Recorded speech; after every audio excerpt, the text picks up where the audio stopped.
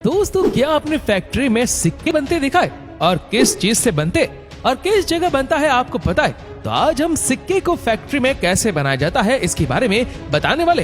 तो चलिए शुरू करते हैं। जैसा कि आपको पता है कि सिक्के स्टील के बने होते हैं, लेकिन शायद आपको ये पता नहीं होगा कि इनमें स्टील के साथ साथ कुछ और धातुओं को मिलाया जाता है। सिक्के बनाने के लिए 3 तरह के धातुओं की जरूरत पड़ती है।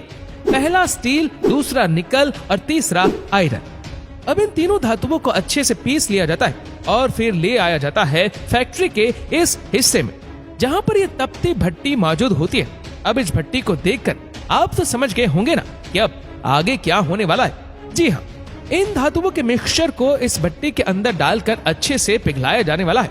अब यहाँ पे आप देख सकते हैं कि कैसे ये भट्टी आग उगल रही है और ये किसी ज्वालामुखी से कम नहीं लग रही है। इसके अंदर ये मिक्सचर अच्छे से पिघल रहा होता है और उसी समय यहाँ पर मौजूद ये वर्कर उसमें गर्म लिक्विड को इस तरह से मोल्ड करके निकाल लेते हैं। इस मोल्ड की मदद से इस गर्म लिक्विड को ऐसी शेप में तैयार कर लिया जाता है जो देखने में कुछ इस तरह से लगता है। अब ये काफी गर्म होता है, जिसके बाद इसे ठंडा करने के लिए रख दिया जाता है और फिर ये एक अलग ही शेप में बदलकर कुछ इस तरह से दिखने लगता है। इन सड़ों की लंबाई और मोटाई अलग अलग होती है, जिन्हें देखने के बाद आप ये जरूर सोच रहे होंगे कि आखिरकार इनसे सिक्कों को कैसे बनाया जाएगा। देखिए दोस्तों, ये पूरा प्रोसेस तो अभी शुरू हुआ है। इन सड़ों को यहाँ से ले जाकर एक रोलर की मदद से अच्छे से छपटा किया जाता है और जिस भी शेप के सिक्के बनाने होते हैं उनके हिसाब से इनको पतला किया जाएगा।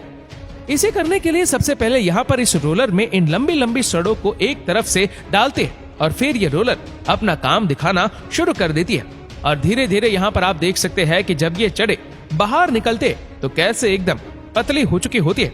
अब एक तरफ से इन सड़ों को इस मशीन के अंदर डाला जाता है और फिर ये कटिंग मशीन अपना काम शुरू करती है और धीरे धीरे कुछ इस तरह से गोलाकार के सिक्कों को काट कर बाहर निकालती है। और आपको बता दें कि ये मशीन 1 मिनट में 27,000 से ज्यादा सिक्कों को काट कर बाहर निकालती है, जो कि काफी तेज रफ्तार है। अब यहाँ पर जो वेस्ट मटेरियल रह जाता है उसे एक बार फिर से इसी भट्टी में डालकर पिघलाया जाता है और बाद में इसका इस्तेमाल करके सिक्कों को एक बार फिर से बनाया जाता है। अब बढ़ते हैं इसके आगे की प्रोसेस की तरफ, जहां पर इन सिक्कों को एक तरह की मेटल के रेत के बीचों बीच में छोड़ देते हैं, जहां पर ये कुछ इस तरह से घूमती रहती है। ये प्रोसेस इसीलिए करा जाता है ताकि ये सिक्के चमक जाए और इनमें शाइन आने लग जाए। यहाँ पर इसके ऊपर पानी भी छिड़का जाता है और लंबे समय तक इसको यहाँ पर इस तरह से घुमाया जाता है। देखिए इसके आगे के प्रोसेस में अब सिक्कों के ऊपर डिजाइनिंग का काम किया जाने वाला होता है। आपने अक्सर सिक्कों के बीचों बीच में डिजाइन बने हुए देखे होंगे, जैसे कि ये 5 रुपए का सिक्का। इसके आगे और पीछे आप इस तरह के डिजाइन देख सकते हैं। अब इसे असल में हाथों की मदद से नहीं बनाया जाता। अब जाहिर सी बात है, इतने छोटे से सिक्के पर हाथों से डिजाइन बनाना बेहद मुश्किल काम होता है।